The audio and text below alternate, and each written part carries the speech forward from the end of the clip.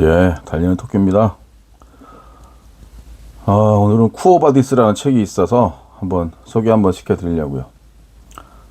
몇 년 동안 한 몇 해 전에 읽고 팽개쳐놨던 책인데 요즘에 또 다시 한번 꺼내서 읽고 있습니다. 쿠오바디스라는 책은 헬릭 시엔키에비치라는 이 폴란드 사람이에요. 되게 오래된 책입니다. 1890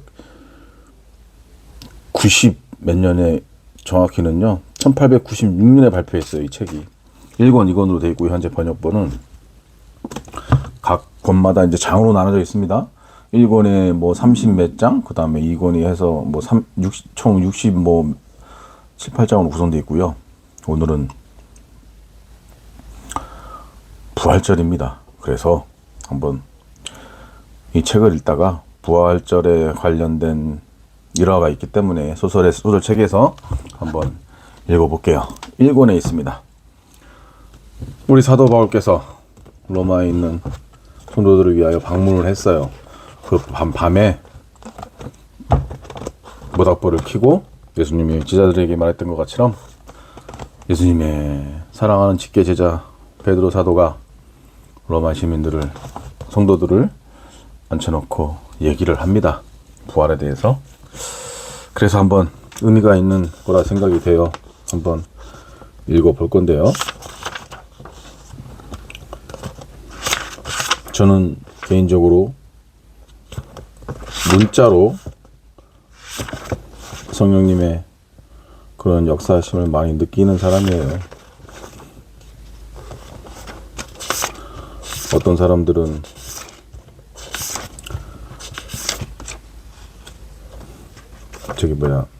이 받아들이기를 복음을 뭐 강력한 설교를 통해서, 아니면 뭐 기도회를 통해서, 아니면 뭐 찬양을 듣고, 뭐 아니면 신부나 목사의 그런 뭐 유명한 설교로 이렇게 감동받을 수 있지만, 저는 글로, 문자로 많이 감동을 받는 그런 스타일이에요.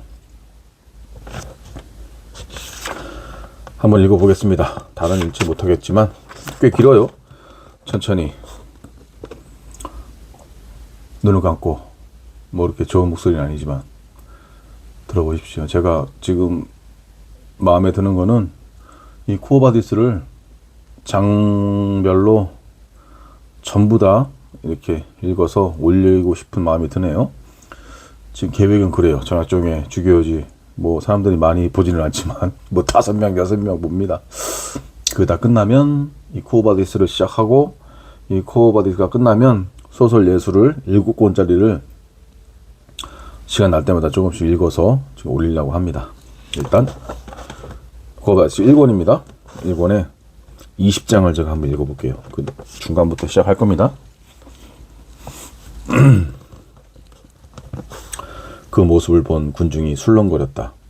비니키우스의 주위에 베드로다, 베드로다 하는 속삼이 들려왔다. 무릎을 꿇는 사람도 있었고 그를 향해 손을 벌리는 사람도 있었다. 곧이어 사방은 물을 끼얹듯이 조용해졌다. 모닥불에서 타다 남은 숯이 떨어지는 소리와 멀리 노멘타나 가도에서 들려오는 수레바퀴의 덜컹대는 소리, 묘지 근처의 소나무 숲을 스쳐가는 바람 소리만 들려올 뿐이었다. 바로 저 사람입니다. 저 사람이 예수 그리스도의 수제자인 어부입니다. 노인은 손을 들고 성호를 그어 신도들을 축복했다. 그리스도 교인들은 일제히 무릎을 꿇었다. 피니키우스 일행도 남의 눈에 드러나지 않도록 함께 무릎을 꿇었다. 청년 귀족은 자신이 받은 인상을 한마디로 정리할 수가 없었다. 그의 눈앞에 나타난 노인은 소박하면서도 한편으로는 어딘지 모르게 출중해 보였는데, 그 비범함은 바로 그 소박함에서 나오는 것 같았다. 노인은 머리에 관모를 쓰지도 않았고 관자놀이에 참나무 잎사귀로 만든 화관을 두르지도 않았으며 손에 종려나무 가지를 들었거나 가슴에 황금패를 부착하지도 않았다. 별 무늬를 수놓은 백색 제의를 입지도 않았고 동방이나 이집트, 그리스 제사장들이나 로마의 신관이 몸에 부착하는 그 어떤 표지도 달고 있지 않았다. 비니키우스는 그리스도 교인들의 노래를 들으며 놀랐던 것처럼 베드로의 모습을 보며 또 한 번 놀랐다. 그 어부에게는 의식에 정통한 대사제다운 풍모는 전혀 없었다. 그저 자기가 깨달은 진리, 직접 체험하여 믿게 된 진리, 그렇게 믿음으로써 사랑하게 된 진리를 이야기해 주기 위해 먼 곳에서 찾아온 소박하고 나이 많은 노인에 불과했다. 하지만 노인의 모습에는 진리 그 자체가 가지고 있는 사람을 감화시키는 힘이 담겨 있었기에 세상에 둘도 없는 고귀한 현자로 보였다. 비니키우스는 회의로운 자였으므로 그 노인의 불가사의한 위력에 굴복하고 싶지 않았다. 하지만 저 신비로운 기름 부음을 받은 자와 동행했었다는 노인의 입에서 무슨 말이 나올 것인지, 그리고 리기아와 폼포니아 그레키나가 신봉하는 교리가 대체 어떤 것인지 알고 싶은 호기심을 억누를 수가 없었다. 드디어 베드로가 입을 열었다. 먼저 그는 아이를 타이르는 인자한 어버이와도 같이 어떻게 살아야 할 것인지 차근차근 일러주었다. 사치와 쾌락을 멀리하고 가난과 순결과 진리를 사랑하라. 학대와 박해를 참을성 있게 견뎌내고 윗사람과 권위에 복종하라. 배신과 위선과 험담을 삼가고 교도들끼리는 물론이고 이교도에게까지 선한 모범을 보여라. 비니키우스는 리기아를 자기 집으로 데려올 수 있는 수단만이 선이고 그것을 방해하는 모든 요소는 전부 악이라고 생각하고 있었기에 베드로의 가르침 중에서 어떤 대목에는 적개심과 분노가 솟아올랐다. 순결을 지키고 모든 욕망과 싸우라고 하는 것은 바꾸어 말하면 감히 자신의 사랑을 비난하는 것이 될 뿐만 아니라 리기아더러 자기를 멀리하고 저항하라고 부추기는 것처럼 들렸기 때문이었다. 리기아가 신자들 틈에서 그의 말에 귀를 기울이고 그 말을 마음에 새기고 있다면 자기를 종교의 가르침에 위배되는 나쁜 사람으로 여기게 될 것이 분명하다. 이렇게 생각하자 비니키우스는 갑자기 화가 치밀었다. 저자의 설교가 뭐가 그렇게 새롭단 말인가? 그는 마음속으로는 외쳤다. 이것이 새로운 진리란 말인가? 누구나 다 알고 한 번쯤 들어본 적이 있는 내용들 뿐인데 청빈한 생활과 본능의 절제에 대해서는 이미 퀴닉 학파도 설파하지 않았던가? 또한 덕으로 말하자면 비록 낡은 개념이긴 해도 바람직한 것이라고 소크라테스가 말하지 않았던가?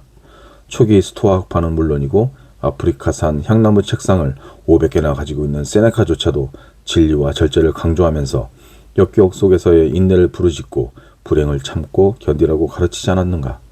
이런 고리타분한 교리는 쥐가 파먹어 곰팡이가 나는 묵은 곡식과 같으니 어떤 인간이 먹고 싶은 생각이 들겠는가?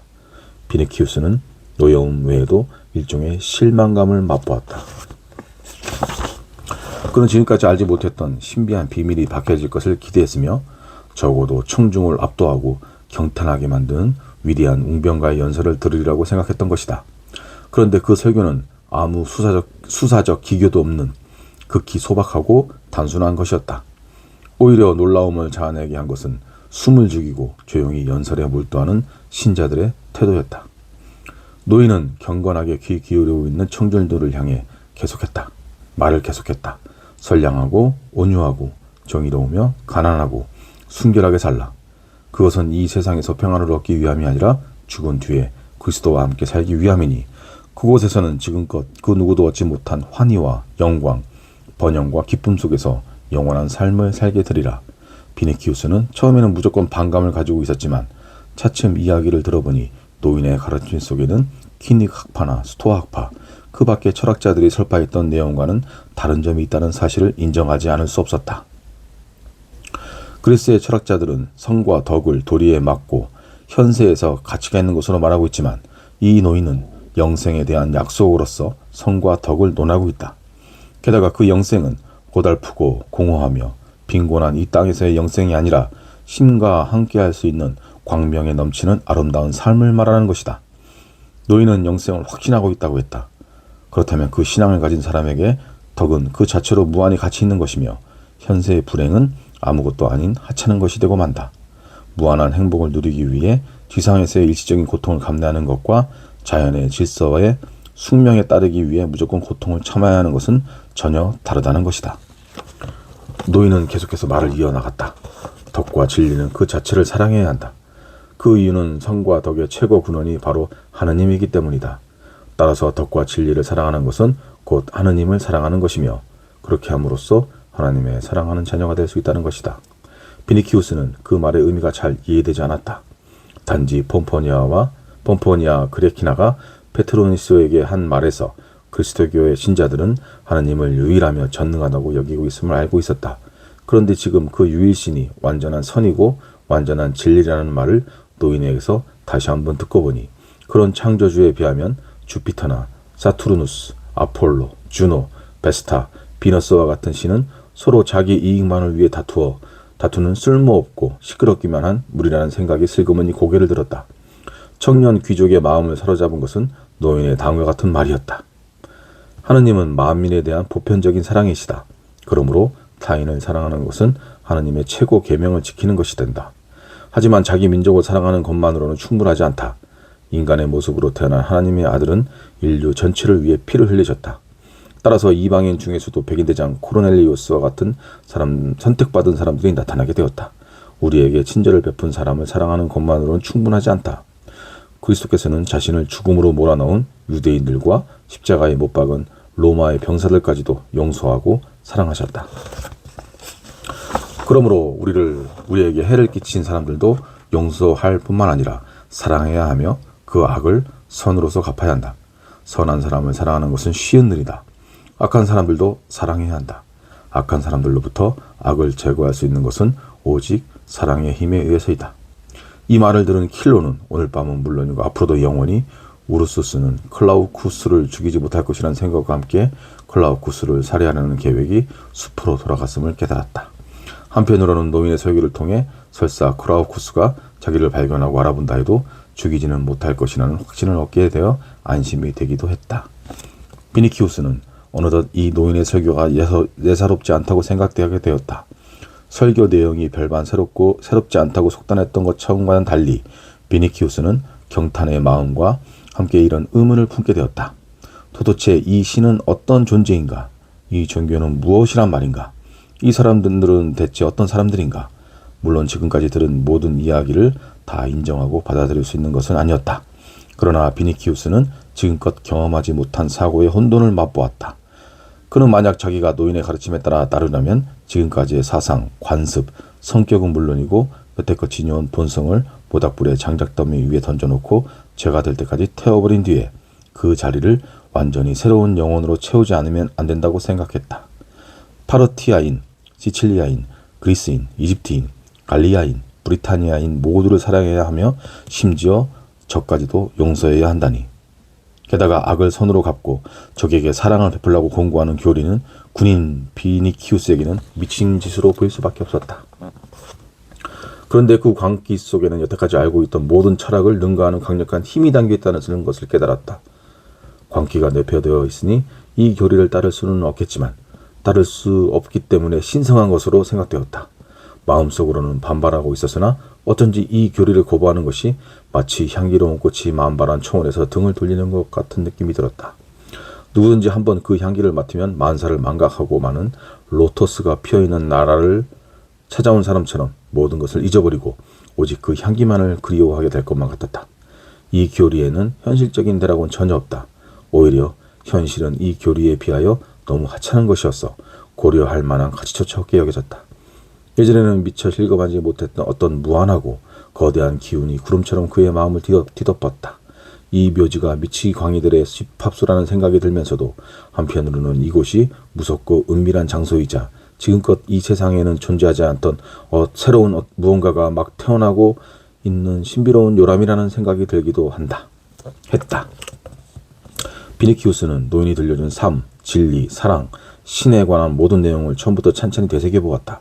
영롱하게 반짝이는 눈부신 광채를 쳐다본 사람처럼 그의 사고는 그 찬란한 빛을 받고 혼란에 빠졌다. 삶 전체가 송두리째 한 가지 열정에 얽매여버린 인간들이 흔히 그렇듯이 오직 리기아에 대한 사랑을 통해서만 모든 것을 판단하던 비니키우스는 이 번갯불과도 같은 빗줄기 속에서 한 가지 사실만은 명확하게 인식하고 있었다. 그것은 만일 리기아가 이 묘지에 와서 노인의 가르침을 배우고 마음에 새긴다면 영원히 자기의 정부는 되지 않으리라는 사실이었다. 아울로스 집에서 리기아를 만난 이래 처음으로 비니키우스는 비록 리기아를 찾아낸다 해도 그녀를 소유할 수 없으리라는 것을 깨닫게 되었다. 지금껏 이런 생각을 한 번도 해본 적이 없었기 때문에 자신도 그 느낌을 어떻게 받아들여야 할지 막막하기만 했다. 그것은 명백한 이해라기보다는 영원히 들어킬 수 없을 것 같은 상실감, 알 수 없는 불행에 대한 막연한 예감 같은 것이었다. 그는 불안해졌다. 그리고 그 불안감은 곧 그리스도교인 전체, 특히 그 노인에 대한 심한 노여움으로 바뀌었다. 얼핏 보아 순박한 시골 노인으로 보이는 어부가 감히 그의 마음을 공포의 늪에 빠뜨린 것이다. 그 노인에게는 자신의 운명을 사정없이 비극으로 만들 수 있는 신비한 힘이 있는 것 같았다. 무덤을 지키는 일꾼들이 장작 몇 개를 불 속에 던져 넣었다. 소나무 숲을 스쳐 지나가던 바람소리가 잦아들면서 불꽃은 가느다란 꼬리를 만들며 맑게 갠 하늘에 떠있는 별을 향해 솟아올랐다. 노인은 그리스도의 죽음에 대한 이야기를 꺼내며 주제를 그리스도에 대한 내용으로 옮겼다. 이제 신자들은 숨소리마저 죽이고 있었다. 사방은 더욱 고요해졌고 사람들이 심장이 고독치는 소리까지 들리는 듯하였다. 이 노인이야말로 부활의 현장을 목격한 사람이 아닌가. 베드로는 눈만 감으면 지금도 그 광경이 또렷하게 떠오르는 듯 그때 일을 생생하게 들려주었다. 그는 예수가 채용된 십자가 곁에서 돌아와 요한과 함께 주께서 만찬을 베풀었던 그 방에서 자지도 먹지도 못하고 고뇌와 비탄, 두려움과 의욕에 빠져 그리스도의 죽음을 슬퍼하며 머리를 감싸는 채 이틀 밤낮을 꼼짝도 하지 못했다. 아, 이 얼마나 비통한 노릇이란 말인가. 사흘째 되던 날 먼동이 희미하게 벽을 비추었으나 두 사람은 희망도 없이 그대로 벽에 기대어 앉아 있었다. 그리스도의 순환 전날 밤부터 한숨도 자지 못했으니 무척 피곤했다. 두 사람은 간신히 기운을 내어 일어났지만 여전히 눈물이 흘렀다. 아침 해가 막 떠오를 무렵 막달라 마리아가 머리를 풀어헤친 채 숨을 험떨기며 달려와 누군가 주님을 무덤에서 꺼내갔습니다 하고 소리쳤다.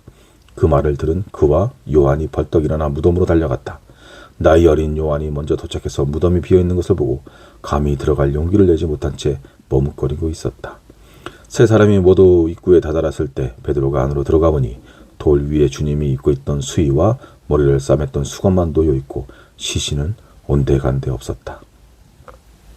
공포가 그들을 엄습했다. 틀림없이 유대교의 사제들이 그리스도의 죽음을 탈취해 간 것으로 생각했기 때문이었다. 그와 요한은 더욱 깊은 슬픔에 빠진 채 집으로 돌아왔다. 그런 동안 다른 제자들도 찾아와서 하나님의 들이잡기에서 들으시도록 한 목소리로 탄식했다. 다들 주께서 이스라엘을 구원해 주시리라는 희망을 품고 있었는데 그분이 돌아가신 것이다. 주님께서 세상을 떠나신 지 벌써 사흘이 흘렀는데 그들은 하나님께서 무엇 때문에 사랑하는 아들을 버리셨는지 이해할 수 없었다. 더 이상 햇빛을 보지 않고 그대로 죽는 편이 낫다고 여겨질 만큼 그들의 마음은 비통하고 절망적이었다. 당시에 참담했던 기억을 떠올리자 노인의 눈에서 눈물이 흘러내렸다. 눈물방울이 하얀 수염을 따라 떨어지는 것을 모닥불 빛에 톡톡히 보였다. 나이가 많아 머리카락이 듬성듬성 빠진 머리가 덜덜 떨리고 있었고 슬픔으로 목이 맨 듯했다. 비니키우스는 조용히 생각했다. 저 사람은 진실을 말하고 있다. 그래서 눈물을 흘리고 있는 거야. 순박한 군중 또한 울음을 터뜨릴 것 같았다. 그들은 그리스도의 순환에 대해서 이미 여러 번 들었고 슬픔 뒤에 기쁨이 온다는 것도 알고 있었으나 그 광경을 직접 목격한 사도의 말을 듣자 감동의 눈물을 흘리며 두 손을 꼭 쥐고서 가슴을 쳤다. 그러나 이야기를 계속해서 들으려고 곧 조용해졌다. 노인은 멀어져간 지난 일들을 더욱 생생히 떠올리려는 듯 두 눈을 지그시 감고 말을 이었다. 우리가 계속 비탄에 잠겨 있는데 막달라 마리아가 다시 뛰어오더니 주님을 만나 뵈었다고 외쳤습니다. 마리아는 처음에 강한 빛 때문에 누구인지 알아보지 못하고 묘지기인 줄만 알았는데 주님께서 마리아야 하고 부르시자 비로소 라보니 하고 대답하여 주님의 발밑에 엎드렸다고 했습니다. 주님은 그녀에게 제자들에게 가보라고 이르시고는 자취를 감추셨다고 합니다. 제자들은 그 말을 믿지 않았습니다.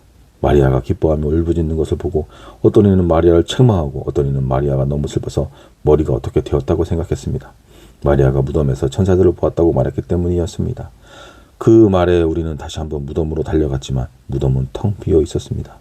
그런데 저녁 때 엠마오에 가 있던 클레오파가 또 한 사람과 함께 돌아와서는 주님께서 정말로 부활하셨소 라는 말을 남기고 돌아갔습니다. 우리는 유대인들이 무서워서 문을 굳게 닫아다굴고 대책을 논의하고 있었습니다.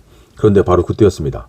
분명 무슨 소리도 나지 않았는데 호련히 주님께서 우리 가운데 모습을 나타내셨습니다.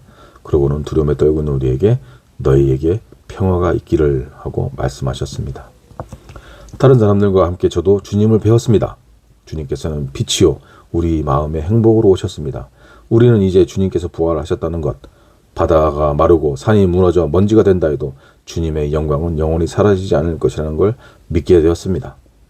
여드레 후에 역시 문을 걸어 잠그고 제자들이 방 안에 모여 있었는데 그 자리에는 그리스도의 부활에 대해 믿지 못하겠다고 하던 토마스, 디두무스도 함께 있었습니다.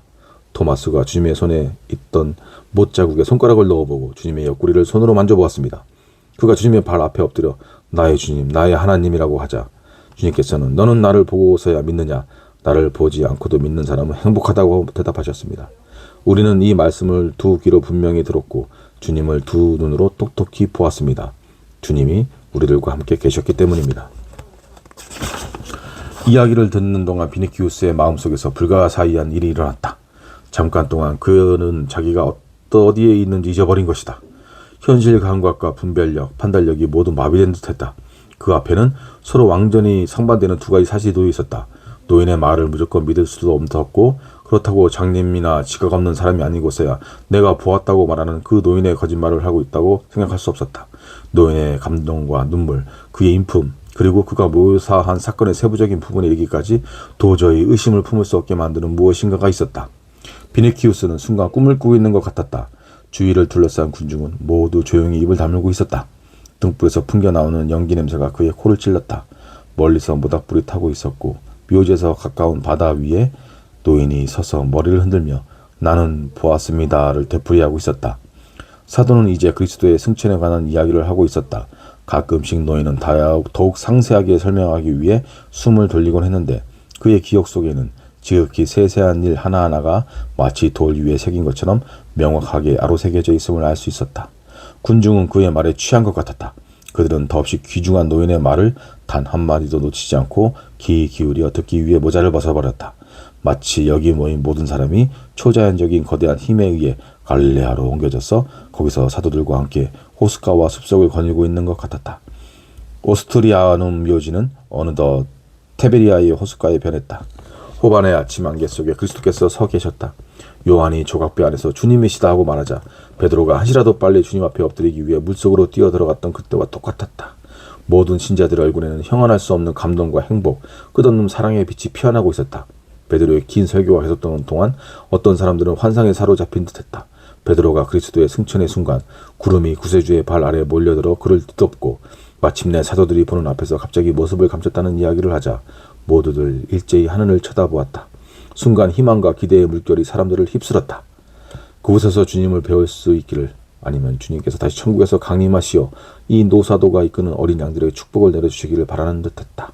지금 이 순간 그들에게는 로마도 없었고 미친 황제도 없었으며 신전도 제신도 이교도도 없었다. 그들에게는 오직 땅과 바다, 하늘과 세계를 가득 채우고 계신 그리스도만이 있을 뿐이었다. 멀리 노멘타나 가도를 따라 들어선 집들에서 사정을 알리는 수탉의 울음소리가 들려왔다. 바로 그때 킬러가 비키니우스의 외투자락을 잡아당기며 속삭였다. 나리, 저기 노인이 설교하는 곳에서 그리 멀지 않은 곳에 우르소스가 있습니다. 그리고 그 옆에 웬 아가씨가 한 명 서 있는데요. 비니키우스는 꿈에서 깨어난 듯 정신을 가다듬고 그리스도인이 가리키는 쪽을 돌아보았다. 분명 레기아였다. 아멘 할렐루야. 마라나타, 주 예수여 오시옵소서. 지금 크오바데스 1장 20장 1권 20장을 한번 읽어봤어요. 어떻게 느껴졌나 모르겠습니다.